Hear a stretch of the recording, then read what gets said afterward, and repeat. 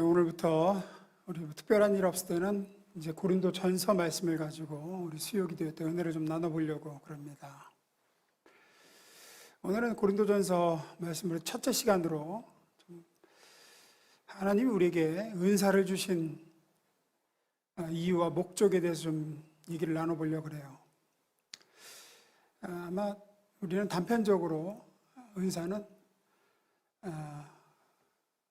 교회를 섬기라고 주셨다. 다른 성도들 섬기라고 주셨다.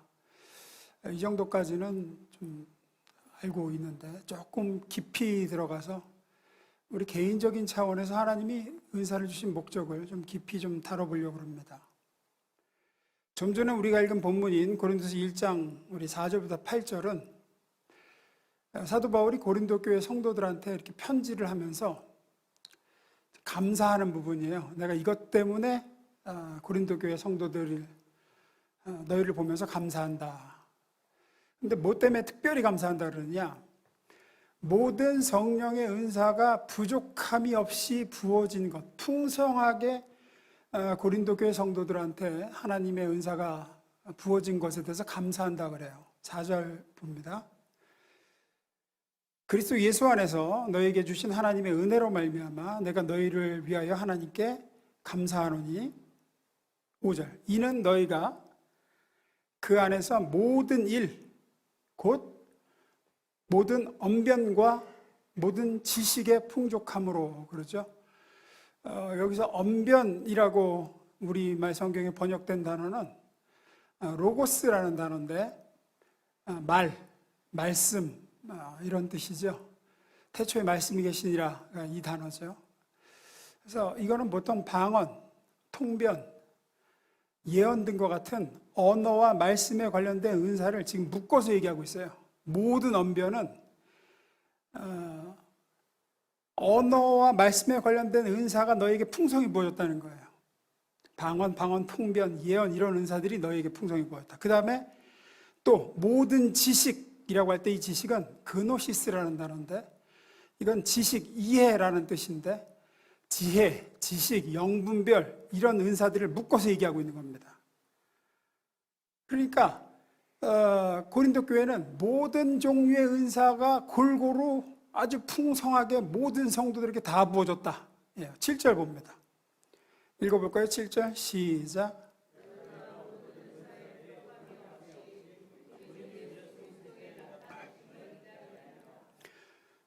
이렇게 하여튼 언어적인 은사, 지식적인 은사, 신령한 은사, 일반적인 은사 할 것 없이 고린도 교회는 성령의 은사가 풍성하게 부어진 교회였습니다.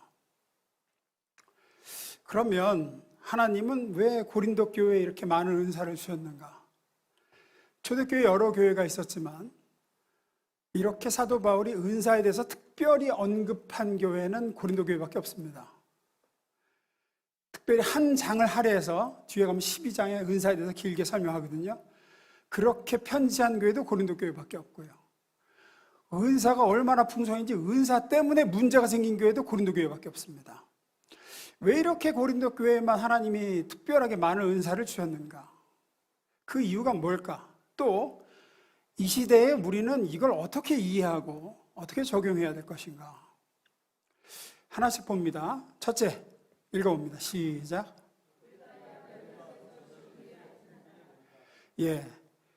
은사를 왜 주셨다고요? 연약해서 주신 겁니다. 첫째로 우리가 생각할 건 은사는 연약해서 주시는 거라는 거예요. 사도행전 말씀을 전할 때를 좀 떠올려 보시기 바랍니다. 바울이 고린도에서 사역을 시작할 때 많은 어려움이 있었습니다. 그 고린도라는 도시는 사도 바울이 전도한 여러 도시 중에서 유대인들의 방해와 회방이 아주 심했고 또 향락과 부패와 타락이 아주 극심했던 곳입니다.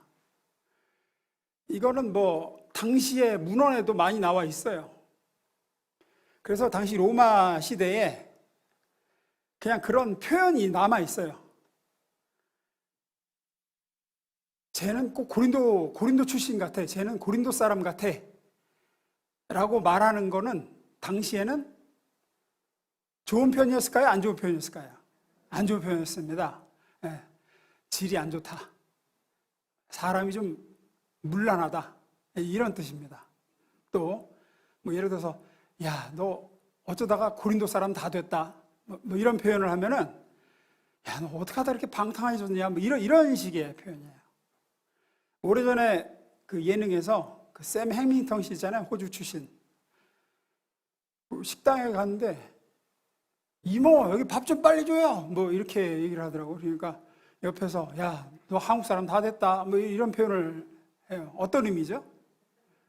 한국 사람은 성질이 급하다. 한국 사람이 빨리빨리 문화가 있잖아요. 외국인들은 안 그러잖아요. 안 그러거든요. 아세요? 사실 뭐 이렇게 웨이터 부르는 것도 사실은 별로 안 좋아해요. 알아서 와야 돼. 우리는 안 그러죠? 부르죠, 이렇게 오라고. 기분 나빠한다고요. 우리는 뭐 부르는 게 없어서 시켜놓고도 왜 빨리 안 나오냐고 그러고 우리가 먼저 시켰다 그러고 막 그러잖아요. 근데 그런 게 이제 한국 사람이 어떻게 보면 그런 문화고 그게 관용적 표현이죠. 한국 사람은 급하다. 중국 사람은 잘 안 씻는다. 고린도 사람은 문란하고 방탕하다였어요. 그래서 당시 고린도 하면 문란한 동네, 타락한 도시, 방탕한 도시. 근데 그런 곳에서 나고 자란 고린도 사람들이란 말이에요. 그러니까 다 지금 고린도 교회 신자들은 다 1세대예요. 그러니까 뭐 지금 기독교 2대, 3대가 없어 지금. 이제 개척해가지고 세웠으니까 이 사람들은 예수 믿은 1대 신자들이란 말이에요. 그러니까 태어나기는 고린도 태어나고 그런 타락하고 방탕한 문화에 살다가 예수 믿은 사람들이에요. 그런 곳에서 나고 자란 고린도 교회의 성도들은 예루살렘에서 나고 자란 성도들보다 유혹에 약할까요? 강할까요? 당연히 약합니다. 당연히 약합니다. 당연히 옛 성품으로 돌아가기가 쉽습니다. 여전히 또한 그런 문화와 환경에 둘러싸여 살고 있는 곳이 고린도 교회입니다.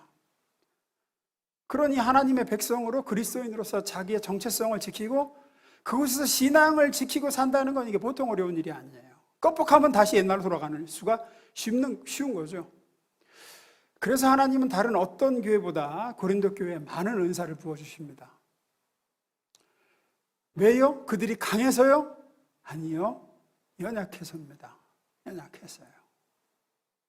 연약한 그들의 옛 습관과 옛 성품과 그들이 유혹을 이기고 버티고 그런 문화 속에서 자신을 지키며 살도록 하기 위해서 하나님은 다른 교회보다 신령한 은사들을 몇 갑절 풍성하게 부어주신 거였어요.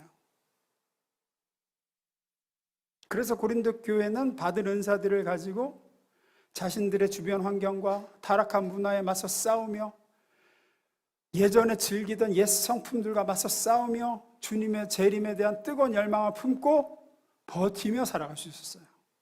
그 7절이죠. 다시 봅니다. 7절. 너희가 모든 은사에 부족함이 없이 우리 주 예수 그리스도의 나타나심을 기다립니다. 은사에 부족함이 없이 우리 주 예수 그리스도의 나타나심을 기다립니다. 그것이 하나님이 주신 선물이었습니다. 따라서 이제 뒤에 우리 두 번째 대지에서 다루겠지만 은사는 내가 잘나서 받은 게 아니에요. 아니라고요.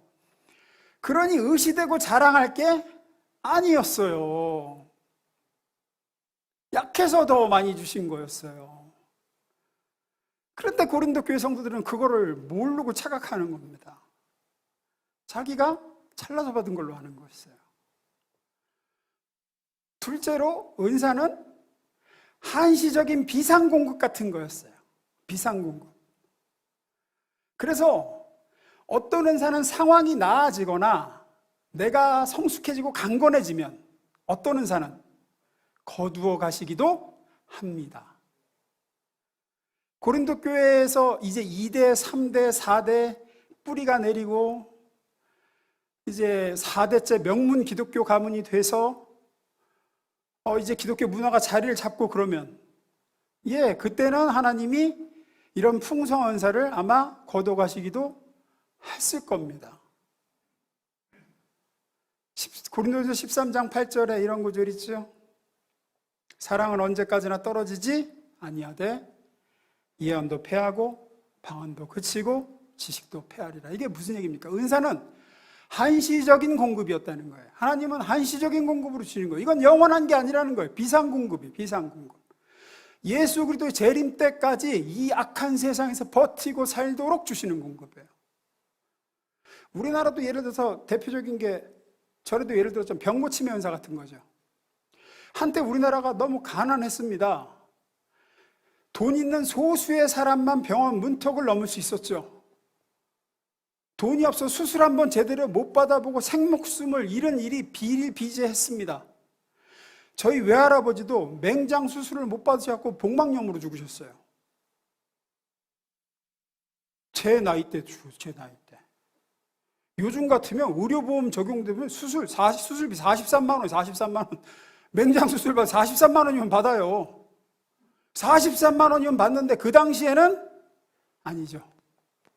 지금도 의료보험 없으면 1,000만 원입니다. 맹장 수술 받으면. 지금도 1,000만 원이에요. 지금도 적은 돈 아니지만 그때 당시에는 뭐 어림도 없죠. 안 돼요. 답이 안 나와요. 그냥 생목숨 죽어야 돼요. 그냥 집에서 그렇게 맹장이 터지고 복막염으로 번지고 그러다 죽으셨죠. 비일비재했잖아요. 그래서 그때는 신유은사를 한국에 많이 부어주셨습니다. 집회도 신유회도 많았습니다. 하지만 지금은 정말로 불치병, 난치병, 희귀질환 같은 경우를 예외적으로 병고침 은사로 고쳐주시는 것 이외에는 예전처럼 그렇게 대규모 집회나 그렇게는 없죠. 교회들마다 신유 집회를 한다든지 병고침의 은사를 누가 부음 받았다든지 그런 일이 없죠. 왜죠? 환경이 나아졌어요. 환경이. 전국민 의료보험 혜택이 되고 전 세계에서 우리나라 같이 살기 좋은 나라 여러분 모르시죠? 여러분은 미국 가서 한 1년만 살다 와보세요. 저는 살다 와봐서 알아요. 진짜로요. 다른 건 관두고 의료 서비스는 한국이 세계 최고예요. 그건 확실해요. 진짜로 확실해요. 애가 아파서 가려고 그러면 예약하는데 2주. 그 사이에 죽겠어, 잘못하면. 안 그러면 응급실로 가야 되거든요. 응급실로 들어가는 데만 400불 내야 돼. 그냥 들어가는 데 400불 내요. 우리나라 50만 원 들어가요. 그냥 들어가면 50만 원. 엑스레이 찍잖아? 2,000불. 그러니까 250만 원. 엑스레이 찍으면 250만 원. 수술하잖아? 1,000만 원. 팔 부러져 수술하는데 1,000만 원. 갖고 저희 유학생 같이 라켓볼 치다가 팔이 부러져가지고 갔는데 2,000불 나온 거예요. 엑스레이만 찍었는데 수술하는데 얼마 드니까 1,000만 원 나왔는데 그래갖고 부목 대고 비행기 타고 한국에 수술했어요. 부목 된 채로 와가지고 수술했어요. 이건 뭐 답이 안 나와요. 한국은 지금은 이렇게 의료 혜택을 많이 주어지죠. 그래서 하나님은 병고침의 은사들을 지금 예전처럼 그렇게 부어주시지 않습니다. 왜? 환경이 좋아졌어요.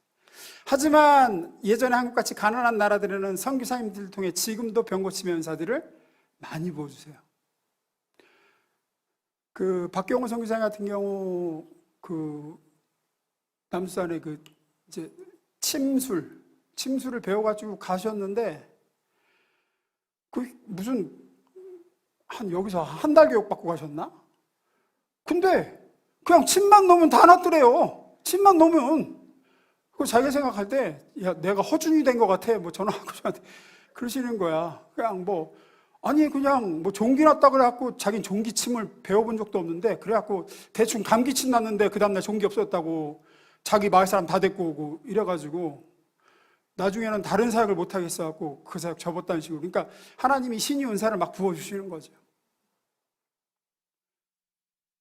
예언도 그렇죠. 고린도전서가 쓰여질 당시에 이렇게 성경이 성도마다 개인이 가지고 있고 성경을 전문적으로 공부하고 체계적으로 신학을 전공해서 올바로 해석해 줄 수 있는 사람들이 그 당시에는 없었습니다.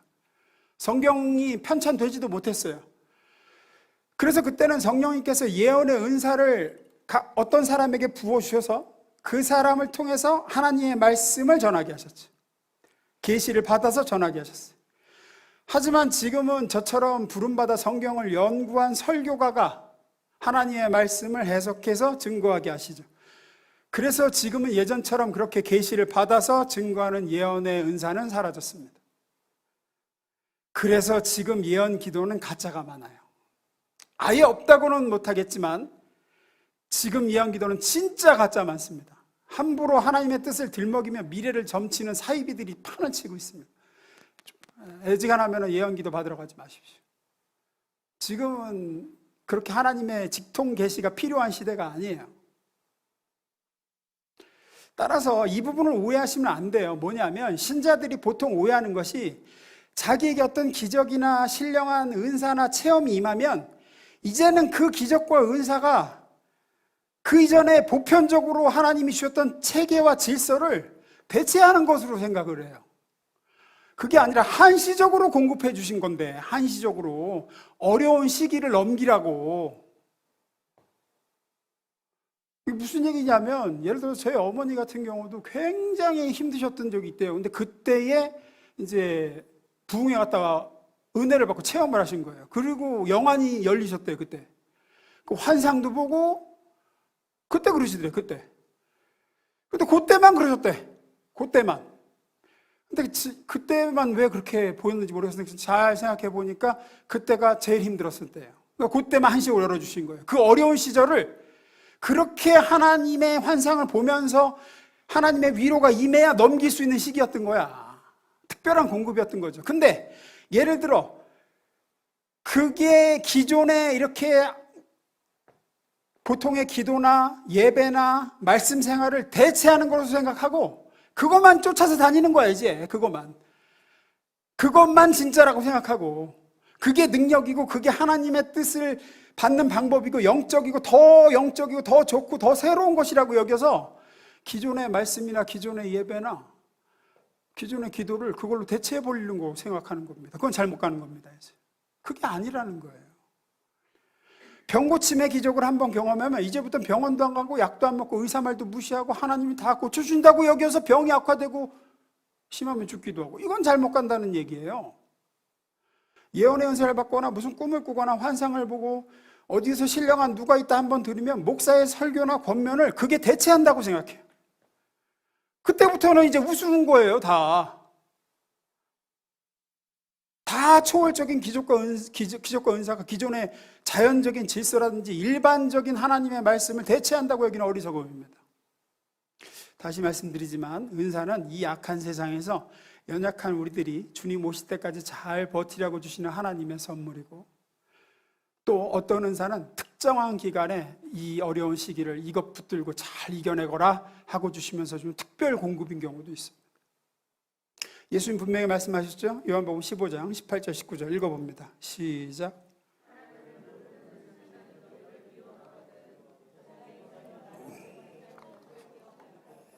너희가 세상의 기준대로 살았다면 세상이 너희를 자기네 사람으로 여겨 사랑했을 것이다.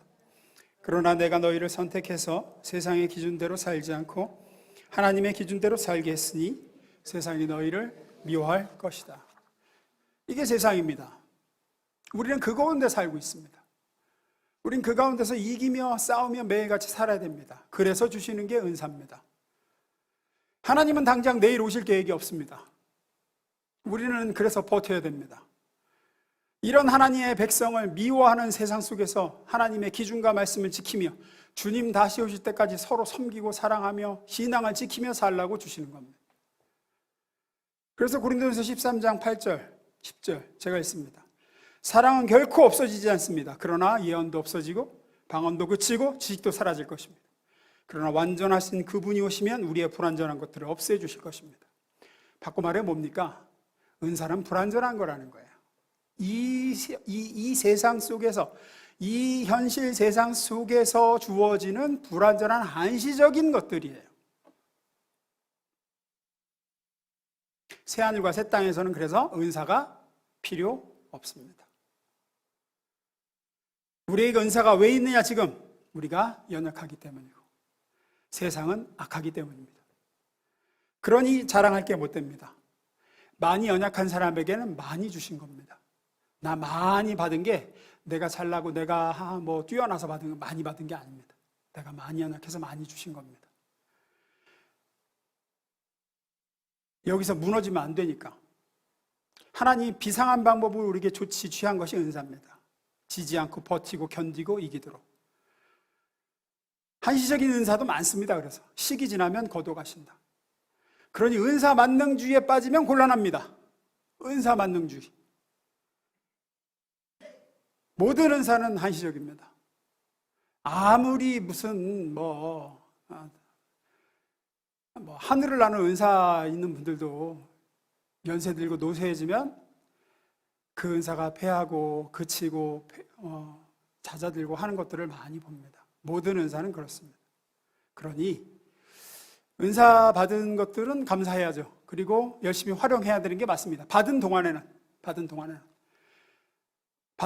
교회의 유익을 위해서 다른 성도를 섬기는 일에 열심히 쓰고 개발하고 사용해야죠. 하지만 기도와 말씀과 사랑 이런 기본기를 튼튼히 하면서 해야지 그것을 우선시한다든지 그러면 안 됩니다. 두 번째 읽어봅니다. 시작. 첫째는 연약해서 주신 거고, 두 번째는 좀 비슷한 의미가 조금 다릅니다. 부족해서 주신 거라는 거예요. 부족해서. 모자라고 부족해서. 본문 다시 봅니다. 4절부터 제가 읽습니다. 그리스도 예수 안에서 너희에게 주신 하나님의 은혜로 말미암아 내가 너희를 위하여 항상 하나님께 감사하노니 이는 너희가 그 안에서 모든 일 곧 모든 언변과 모든 지식의 풍족함으로, 모든 은사라 그랬죠. 이게 하여튼 언어적인 은사, 지식적인 은사, 모든 은사의 풍족함으로 그리스도의 증거가 너희 중에 견고하게 되어 너희가 모든 은사에 부족함이 없이 우리 주 그리스도의 나타나심을 기다림이라. 사도 바울은 고린도 교회 성도들이 많은 은사를 풍족하게 소유해서 6절에 보시면 그리스도의 증거가, 즉 복음이 고린도 교회 성도들에게 튼튼하게 자리 잡게 됐습니다. 이런 은사 체험이 있으니까 정말 주님이 계시구나 하고 복음에 대해서, 예수에 대해서 튼튼하게 믿음이 자리 잡게 되었어요. 그것을 굉장히 감사한다라고 했습니다. 그런데 이런 모든 은사에 대한 감사의 결론이 이제 8절이거든요. 이렇게 많은 풍성한 은사를 너희가 받은 것에 내가 감사한다 하면서 이제 결론인 8절에 보면 뭐라고 말을 하느냐. 8절 읽어봅니다. 시작.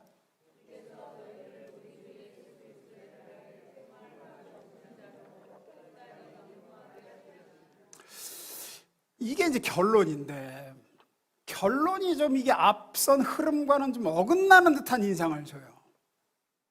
은사를 이렇게 많이 받아서 내가 이렇게 감사하고 이렇게 풍성한 은사를 하나님이 주셔서 내가 기쁘다 하는데 주께서 너희를 우리 주 예수 그리스도의 날에 책망할 것이 없는 자를 끝까지 견고하게 하시리라.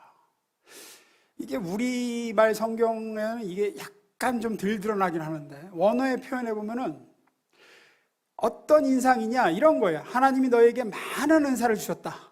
그래서 내가 감사한다. 그래서 생각이, 흐름이 이렇게 은사를 많이 받은 것은 주님께 너희가 이만큼 인정을 받았기 때문이다. 이래야 말이 맞을 것 같아요. 흐름상. 너희가 많은 은사를 가지고 있어서 내가 참 하나님 앞에 감사한다. 근데 뒤에 뭐라고 결론이 나는 거냐면 이렇게 은사를 주신 하나님이 너희를 그리스도 예수의 날에 책망할 것이 없는 자로 이제 끝까지 견고하게 하실 거다 라고 결론이 난단 말이에요. 이게 어떤 의미냐? 지금은 부족한 것도 많고 책망할 것도 많지만 그런 전제예요. 결국은 하나님이 견고하게 세우실 것이고 책망할 것이 없는 자로 만드실 거야. 지금은 아니야 그거예요. 지금은 책망할 게 많아. 지금은 견고하다는 얘기입니까? 안 견고하다는 얘기입니까? 안 견고하다는 거예요 사실은. 그래서 고린도전서를 읽어보신 분은 아시겠지만 여기 잠깐 감사하고 이 뒤부터는 엄청 뭐라 그래요. 계속 뭐라 그래요. 사도 바울이 니네들 이것도 문제고 이것도 문제고 이것도 문제고 이것도 문제고 이게 이제 고린도전서란 말이에요. 아니 이렇게 은사를 많이 받고 복음에 든든히 서서 신령하다고 해서 감사하다는 인사의 마무리로는 이게 좀 안 어울리는 게 8절이에요. 우리가 보통 예상하고 있는 식으로 생각하면 너희가 이렇게 많은 은사를 받았구나, 너희는 이미 합격 이상이다, 아이고 내가 이제 걱정이 없다, 이렇게 가야 될 것 같은데 쉬운 성경 봅니다. 읽어봅니다. 시작.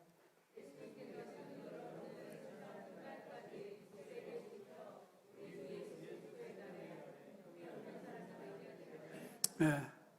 바꿔 말해 지금은 흠이 있다는 거죠. 흠이 사실은 많다는 겁니다. 그러면 그 은사는 왜 주신 겁니까?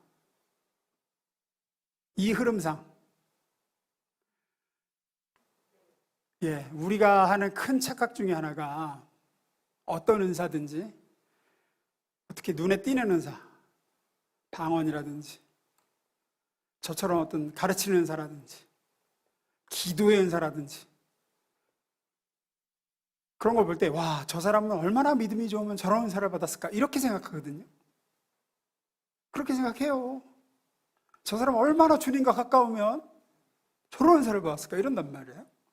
또 하나님이 얼마나 예쁘게 보셨으면 저런 선물을 주셨을까. 그게 뭐가 됐든 남보다 더 주신 건 은사거든요. 돈이든. 여러분 그 물질도 은사인 거 아세요?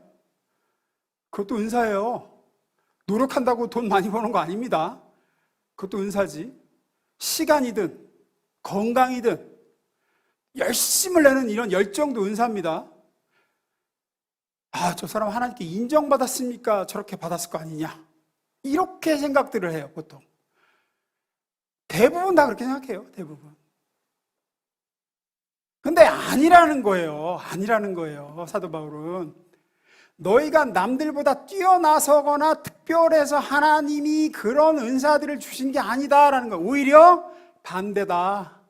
흠이 많고 부실하고 부족하기에 은사를 주신 것이다. 무엇을 위해서? 다시 앞서 1장 8절. 예수님께서는 여러분을 세상 끝날까지 굳세게 지켜 우리 주 예수 그리스도의 날에 흠이 없는 사람이 되게 하실 것입니다. 즉 세상 끝날까지 부실한 너를 굳세게 지켜서 우리 주 예수 그리스도의 날에 흠이 없는 사람이 되게 하시려고 너에게 은사를 주신 거다라는 거예요. 너희가 지금 흠이 많은데 흠이 많은 너희를 예수님 다시 오실 날에는 흠 없는 자로 세우시기 위해 은사를 주신 거고, 부실한 너를 굳세게 지켜서 믿음을 잃지 않게 하시려고 은사를 주신 것이다. 하나님은 우리를 세상 끝날까지 굳세게 지키시고 우리 주 예수 그리스도의 날에 흠없는 사람이 되도록 하십니다. 그것을 이루시기 위해 크게 두 가지 방법을 병행하세요. 하나가 징계고 하나가 은사입니다. 히브리서에서 말씀하시죠. 너희는 참 자녀이기 때문에 자녀를 징계하지 않는 부모가 어디 있느냐. 하나님은 너희를 자녀로 대하시기 때문에 징계하신다. 그래서 저와 여러분은 징계를 받습니다. 왜? 세상 끝날까지 부실한 우리의 신앙을 굳세게 지키시고 예수님 다시 오신 날에 흠없는 사람으로 세우시기 위해서 하나님은 우리를 끊임없이 징계하시고 훈육하시고, 그래서 징계라 그러니까 좀 표현이 그런데 사실은 자녀 만들기라는 표현이 딱 맞습니다. 그 언어상으로는 하나님의 자녀로 만드시기 위해서 징계하십니다. 잘못하는데 내버려 두는 부모는 없습니다. 인간 부모도 그런데 하나님은 말할 것도 없습니다. 채찍질 하십니다. 잘못하면 매질하시고 혼돈하시고. 그런데 우리는 뭐라고 생각하느냐? 징계는 채찍질이고 은사는 일종의 상이라고 생각하는 사람이 많습니다. 하지만 지금 고린도전서에서 사도 바울이 하는 얘기는 은사와 징계는 하는 역할이 똑같다는 겁니다. 둘 다 부족하고 부실한 우리를 흠없는 하나님의 사람이 되게 하시기 위한 도구다.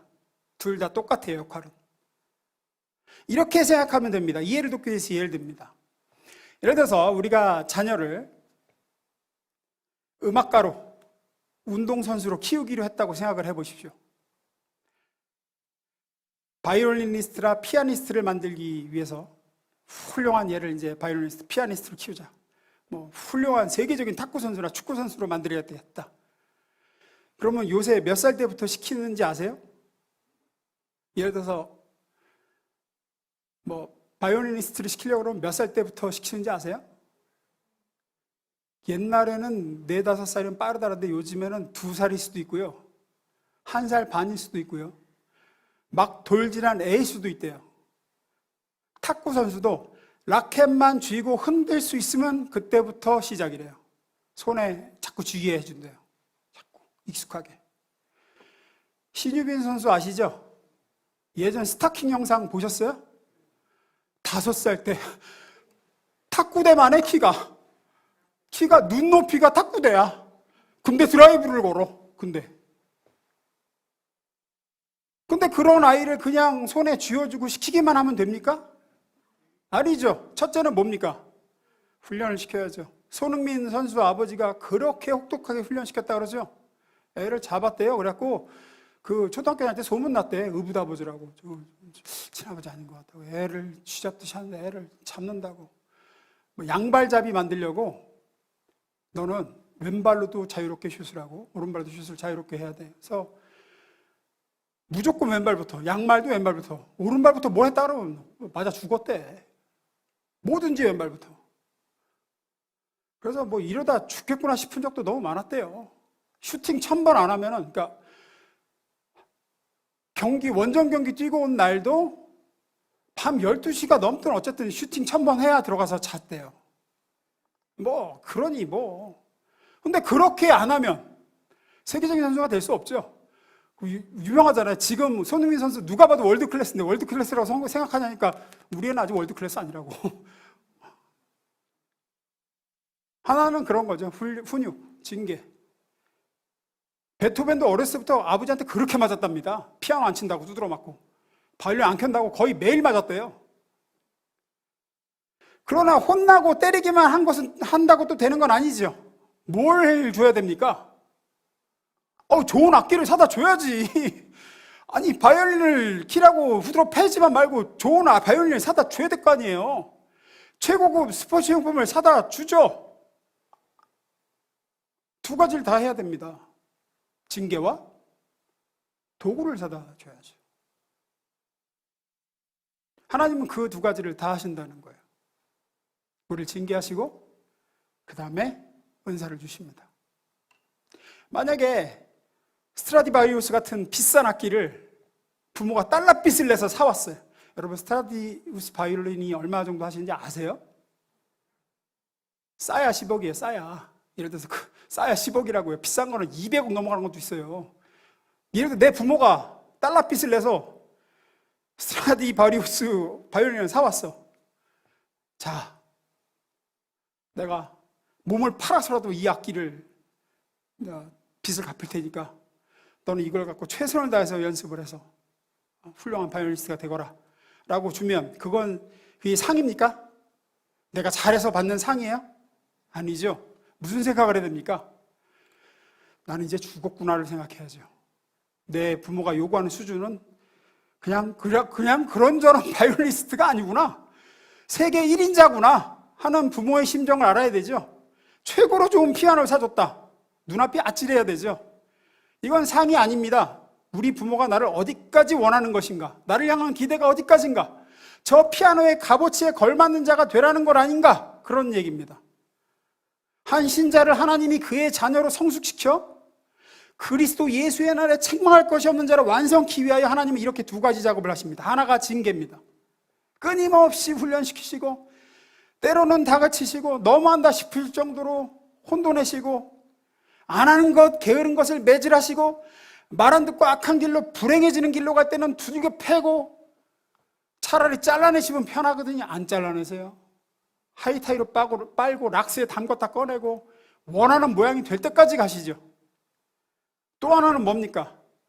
완성된 자리에 갈 적극적인 방법으로 음악인으로 얘기하자면 좋은 악기를 사주시는 겁니다. 공부하는 사람이면 좋은 책상, 좋은 펜, 좋은 책을 사다 주는 겁니다. 이게 상입니까? 아니죠. 부모가 기대하는 훌륭한 자녀로 자라도록 완성시키기 위한 도구죠. 내가 너를 향한 기대가 이렇게 크단다. 이거 가지고 열심히 해보거라. 징계와 똑같은 겁니다. 징계와 은사는 똑같은 거예요. 그래서 은사란 그런 겁니다. 우리가 잘나서 받은 것도 아니고 잘해서 받은 것도 아니고 그리스도 예수의 날에 책망할 것이 없는 자로 흠없는 사람으로 하나님 앞에 서게 하시고자 그런 기대를 가지고 주신 하나님의 선물이 우리 각자가 받은 은사들입니다. 이건 상이 아니라 우리를 완성케 하기 위해 등장한 것들입니다. 따라서 저와 여러분이 받은 은사가 많으면 많을수록, 특별하면 특별할수록, 귀하면 귀할수록 우리는 엄청난 부담을 가질 일이지 자랑할 일이 아니라는 거죠. 그게 사도 바울이 하는 얘기입니다. 그러나 고린도 교회 교인들은 내가 잘났다는 것으로 해석을 했다는 거죠.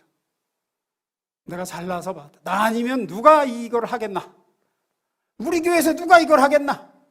내가 그래도 하나님께 예쁨 받아서 이걸 받았지. 그래서 하나님이 나에게 방언을 주셨다. 나에게 예언을 시키시고 병 고치는 은사를 주셨다. 이렇게 물질을 많이 맡기신 거는 내가 충성되이 여기셔서 나한테 해줘. 건강도 그래서 주신 거고. 하지만 은사는 그런 게 아닙니다. 왜 맡겼습니까? 완성시키기 위해서. 하나님이 원하시는 자녀의 모습이 되도록 하라고 우리에게 주신 겁니다. 은사는 징계와 똑같이 취급받아야 되는 겁니다. 내가 부실하고 흠도 많고 예수님 닮기에 아직 모자라 이렇게 은사를 주셔서 다른 성도들을 섬기고 교회 안에서 이 은사를 가지고 훈련하며 다듬어지고 예수의 인격을 따르라고 내게 거는 기대가 크시기에, 따라서 여러분이 소유한 모든 것이 여러분을 신앙적으로 진전시키고 있는가를 봐야 돼요. 내가 가진 은사가 나를 예수를 닮아가도록 지금 이끌고 있는가? 내게 허락된 은사들, 그게 뭐라도 좋습니다. 많이 배운 것이든 남보다 많은 돈이든 많은 깨우침이든 뭐 언변이든 분별이든 열심이든 뭐든 좋습니다. 그것으로 교회와 성도를 섬기고 유익하게 하고 하나님이 기뻐하시는 예수 닮은 신앙의 인격 자리로 지금 그게 나를 진전시키고 있는가? 아니면 남보다 하나님이 나를 더 아끼신다는 자기 증명의 도구로 삼고 자랑으로 삼고 자기가 하고 싶은 거 다 하고 욕심 다 챙기고 뭐 죄란 죄는 다 지으면서도 하나님이 나한테 이렇게 은사 주셨으니까 하나님 내 편이다 이렇게 착각하고 있지는 않은가? 우리 생각해 봐야 됩니다. 말씀 마무리 짓습니다. 지금도 기억합니다. 90년대 초반까지만 해도 제가 기도원에 가면, 신학생 때만 해도 기도원에 가면 심심치 않게 보였던 구호가 있어요. 구호가 뭐냐? 말씀으로 새롭게, 기도로 뜨겁게, 은사로 강하게, 항상 거의 있었어요. 은사가 항상 마지막에 나와. 말씀이 첫 번째예요. 말씀으로 새롭게, 기도로 뜨겁게, 은사로 강하게. 은사가 마지막 마침표 완성 느낌이에요. 항상 말씀은 시작이고 기도로 불 붙이고 마지막에 은사 받으면 네 신앙은 완성이다, 이런 느낌이었어요. 네가 은사를 받으면 하나님이 너와 함께 하신다는 증명이고 네가 은혜 받았다는 증거고 성령 충만의 보증수표를 네가 받은 거다. 그러니 은사 받아라. 하지만 성경은 그렇게 얘기하지 않습니다. 은사는 상황과 환경이 어려울 때, 또 내가 연약할 때 하나님이 당장 상황과 환경을 뒤집어 엎으시는 대신 그 속에서 버티라고 주시는 선물인 경우가 많습니다. 내가 너무 약하고 너무 어리고 이럴 경우에 이 은사를 가지고 무너지지 않도록 제한적이고 한시적으로 주시는 비상공급일 경우도 많습니다. 두 번째, 은사는 우리의 완성을 위해서 주신 선물입니다. 잘했다고 받은 상도 아니요, 자랑하라고 주신 트로피는 더더욱 아닙니다. 신령한 은사든 일반적 은사든 남보다 더 받은 게 있다면 우리는 그것을 가지고 예수님 닮아가라고 주신 부담으로 받으셔야 돼요. 징계와 똑같은 겁니다. 마지막에 가서는 결산할 날이 올 겁니다. 우리 이사야서 있죠.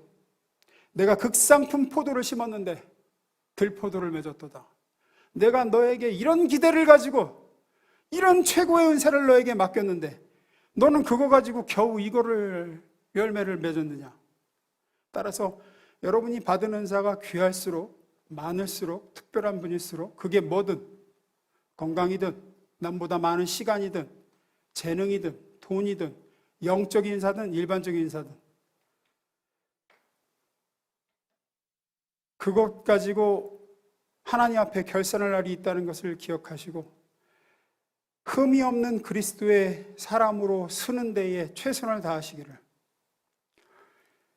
그게 뭐든 내가 하나님께 잘해서 이렇게 우리 가정이 잘 되고 나도 이렇게 건강하고 하나님 특별히 나를 사랑하셔서 이렇게 많은 걸 맡기시고 뭐 내가 이렇게 기도하면 시간 가는 줄도 모르고 힘든 줄도 모르는 은사가 있고 말씀 읽는 게 너무 달고 아닙니다.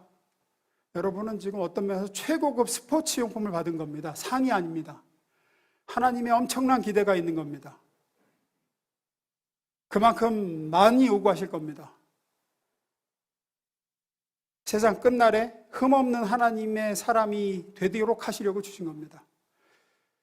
그러니 그것 가지고 성도와 교회를 유익하게 하시며 무엇보다도 자기 스스로를 그리스도를 닮은 장성한 분량이 되도록 채찍질하시고 사용하시길 주의 이름으로 축원합니다. 기도하겠습니다.